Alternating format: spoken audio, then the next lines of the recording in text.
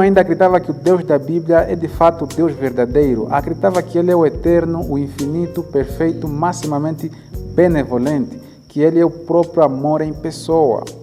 Mas tudo mudou para mim quando reli textos da Bíblia e refleti sobre os mesmos.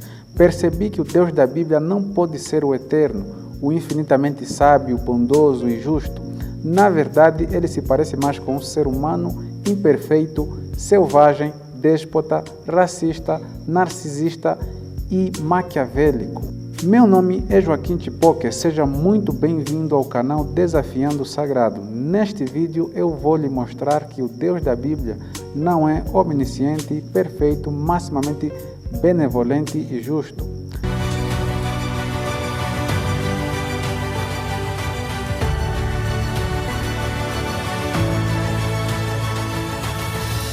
Primeiro, Deus não é onisciente.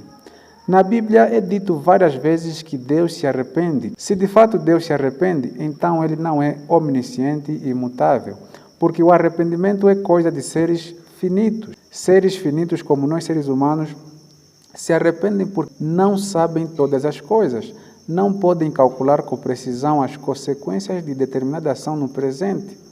Mas um Deus onisciente não precisa se arrepender, justamente porque já está ciente de todas as coisas, quer passadas, presentes ou futuras. Como o Deus da Bíblia não é onisciente, encontramos várias passagens bíblicas que dizem que ele se arrependeu de algo.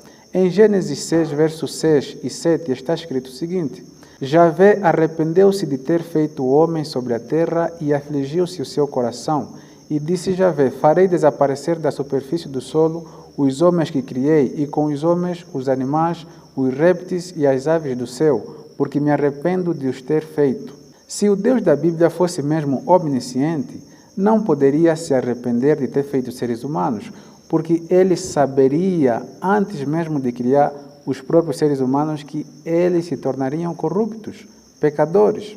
Em 1 Samuel 15, verso 11, está escrito o seguinte: Arrependo-me de haver dado a realeza a Saul, porque ele se afastou de mim e não executou as minhas ordens. Então Samuel se contristou e clamou a Javé a noite toda. Se o Deus da Bíblia fosse mesmo onisciente, não se arrependeria de haver dado a realeza a Saul, pois ele saberia já de antemão que Saul o desobedeceria. Quando os israelitas ainda peregrinavam no deserto rumo à terra prometida, Canaã, em dado momento, Moisés subiu ao monte para receber as tábuas da lei. Como Moisés demorava muito, o povo decidiu fazer um bezerro de ouro para adorar. Irritado com a atitude do povo, Deus decidiu matar todos os israelitas e deixar vivo apenas Moisés. Moisés decidiu dar um conselho a Deus, conforme se lê em Êxodo 32, versos 12 e 14. Porque os egípcios vão falar dizendo: foi para o mal que os tirou para matá-los nos montes e para destruí-los da face da terra. Afasta-te da ira do teu furor e arrepende-te desse mal contra o teu povo. Então o Senhor se arrependeu do mal que havia dito que faria ao seu povo. Se o Deus da Bíblia fosse mesmo onisciente, sabedor de todas as coisas, não dependeria de Moisés para lhe dizer o que fazer. Parece que Moisés era mais sábio que o próprio Deus. Segundo, Deus não é maximamente justo. O Deus da Bíblia não é nem de longe justo. Ele pune as pessoas por pecados que outras pessoas cometeram. Em Êxodo 20, verso 5, está escrito o seguinte: Não te prostrarás diante desses deuses e não os servirás, porque eu, Javé, teu Deus, sou um Deus ciumento que puno a iniquidade dos pais sobre os filhos, até a terceira e quarta geração dos que me odeiam. Se o Deus da Bíblia fosse mesmo justo, não diria ou faria tal coisa. Um Deus justo não pune a iniquidade dos pais sobre os filhos. Imagine que seu pai cometeu um assassinato e você tivesse que ser preso juntamente com ele. Seria uma injustiça. Se Deus fosse o juiz dos nossos tribunais, muitos estariam padecendo na prisão pelos crimes de seus pais ou mais. Em Josué 7, 24 a 26 está escrito o seguinte: Então Josué com todo Israel levou a Acã, bisneto de Zerá, e a prata, a capa, a barra de ouro, seus filhos e filhas, seus bois, seus jumentos, suas ovelhas, sua tenda e tudo que lhe pertencia, ao vale de Acor. Disse Josué: por que você nos causou esta desgraça? Hoje o Senhor causará a sua desgraça. E todo o Israel o apedrejou e depois apedrejou também os seus. E queimou tudo e todos eles no fogo. Sobre Acã ergueram um grande monte de pedras que existe até hoje. Então o Senhor se afastou do fogo da sua ira. Por isso foi dado àquele lugar o nome de Vale de Acor, nome que permanece até hoje. Acã desobedece a Deus e na hora do castigo seus filhos também são mortos. Como se pode ver nisso justiça? Se Deus fosse mesmo justo, não deixaria Josué cometer uma atrocidade dessas. 2 Samuel 12, 13 a 15 e 18, está escrito o seguinte: Davi disse a Natã: pequei contra Javé. Então Natã disse a Davi: por sua parte, Javé perdoa a tua falta, não morrerás, mas por teres ultrajado a Javé com teu procedimento, o filho que tiveste morrerá. Javé feriu a criança que a mulher de Urias dera a Davi e ela caiu gravemente enferma. No 7º dia, o menino morreu. Veja que quem pecou foi Davi. Foi Davi quem transou com a mulher do seu próprio soldado Urias, engravidou ela e, para resolver o seu problema, matou o soldado. Mas Deus o perdoa e mata a criança inocente. Deus castiga, Deus mata uma criança pelo pecado de seu pai. Isso não pode ser obra de um Deus justo. Agora me veio à memória que, certa vez, entre os israelitas, um homem foi flagrado apanhando lenha no sábado. Os que o flagraram foram a consultar a Deus para ver o que fariam com o homem. Em resposta, Deus simplesmente ordenou que o homem fosse apedrejado até a morte. Agora aqui está Davi, traiçoeiro, adúltero e assassino. Deus o pune matando uma criança que nada teve a ver com o que seus pais fizeram. Se o Deus da Bíblia é mesmo justo, imparcial, por que não mandou apedrejar o rei Davi, assim como fez com o homem que apanhou lenha no sábado? Não dava para matar o rei, né? Deus não é benevolente. O que se repete constantemente nos círculos cristãos e igrejas é que Deus é amor, misericordioso e compassivo. Mas falar que o Deus da Bíblia é amor, misericordioso e compassivo, se não é pura hipocrisia, é, no mínimo, santa ignorância. A Bíblia revela o caráter maquiavélico de Deus. O próprio mal que as pessoas experimentam na vida é criado do nada pelo próprio Deus da Bíblia. Em Isaías 45, verso 7, Deus disse o seguinte: eu faço a luz e crio as trevas. Eu trago a paz e crio o mal. Eu, o Senhor, realizo todas essas coisas. Então, é mentira alguém dizer que Deus é bom. Um Deus bom não cria o mal. Os cristãos dizem que Deus criou os céus e a terra do nada, porque o autor de Gênesis 1, verso 1, usa o verbo bará no hebraico, que significa criar. Criar do nada, exatamente do nada. Isaías também usa o mesmo verbo bará ao dizer que Deus criou o mal. Portanto, assim como do nada Deus criou os céus e a terra, também do nada ele criou o mal. Ou seja, foi o próprio Deus da Bíblia que trouxe o mal à existência e não Satanás, como gostam de cantar muitos líderes religiosos papagaios. Em Números 31, verso 14 a 18, lemos o seguinte: mas Moisés indignou-se contra os oficiais do exército que voltaram da guerra, os líderes de milhares e os líderes de centenas. Vocês deixaram todas as mulheres vivas? Perguntou-lhes.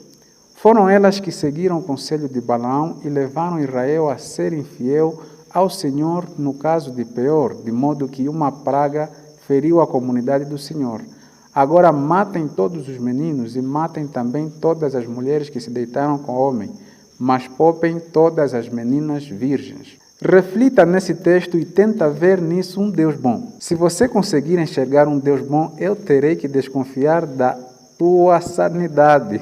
A guerra já terminou, a batalha foi um sucesso, sobraram só alguns civis, mulheres, crianças, mas mesmo assim o Deus da Bíblia não estava satisfeito. Precisava ainda matar todos os meninos e todas as mulheres que já não eram mais virgens. Acredito que todos os cristãos não aprovam a atitude de Faraó, que mandou parteiras matar bebês do sexo masculino na época do nascimento de Moisés, ou a atitude do rei Herodes, que mandou matar todos os meninos de 2 ou menos anos de idade em Belém na época do nascimento de Jesus Cristo. Mas aqui está também o próprio Deus matando meninos. Essa atitude da parte de Deus também não é reprovável.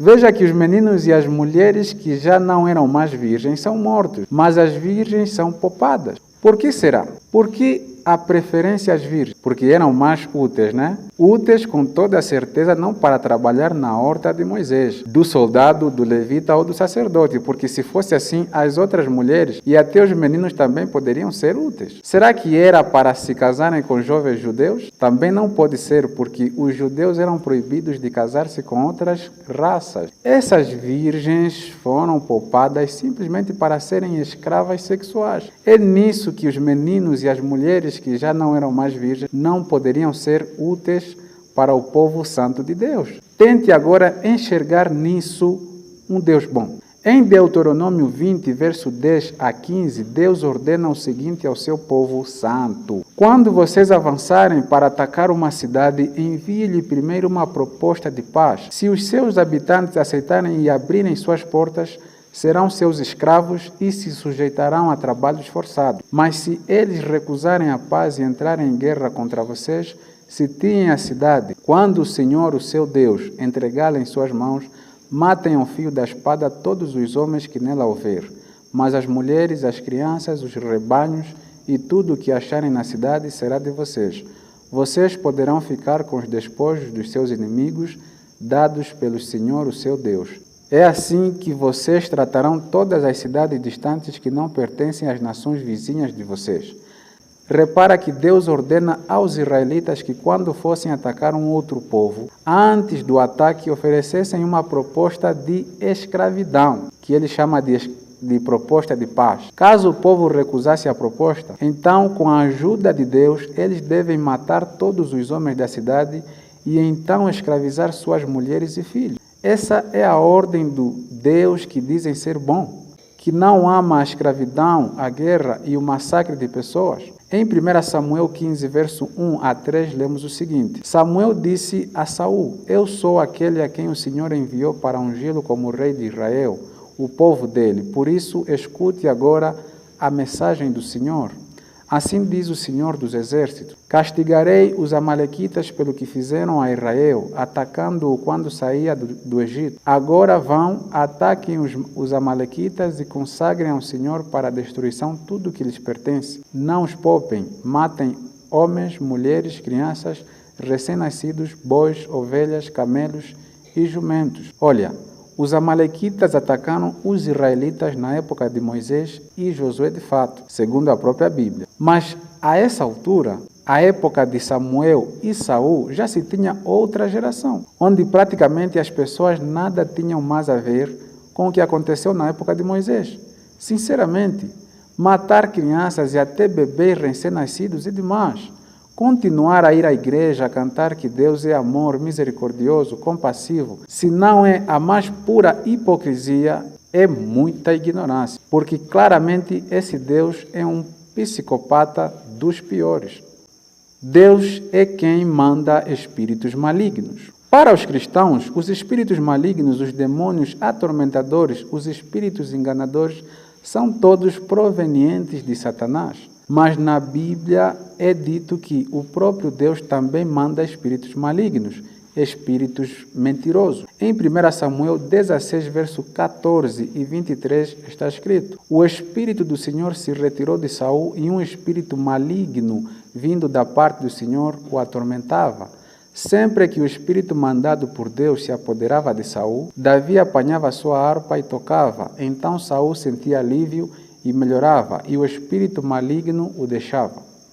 Em 1 Reis 22, verso 19 a 23, é dito o seguinte: Micaias prosseguiu: Ouça a palavra do Senhor. Viu o Senhor assentado em seu trono, com todo o exército dos seus ao seu redor, à sua direita e à sua esquerda. E o Senhor disse: Quem enganará Acabe para que ataque Ramó de Gileade e morra lá? E um sugeria uma coisa, outro sugeria outra, até que finalmente um espírito apresentou-se diante do Senhor e disse: eu o enganarei. De que maneira? Perguntou o Senhor. Ele respondeu: irei e serei um espírito mentiroso na boca de todos os profetas do rei. Disse o Senhor: você conseguirá enganá-lo.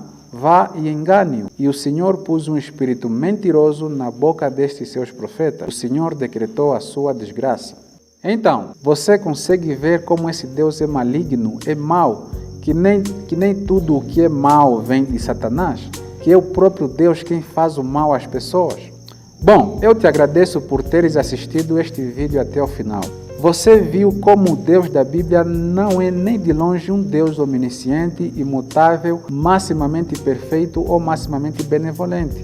Na verdade, ele é mau, sádico, pervertido, selvagem, um grande psicopata. Eu apenas citei alguns dos vários textos que mostram essa realidade. Você mesmo pode ler a Bíblia e verificar por si mesmo. Se gostou, deixe seu like e se inscreva no canal. Até o próximo vídeo.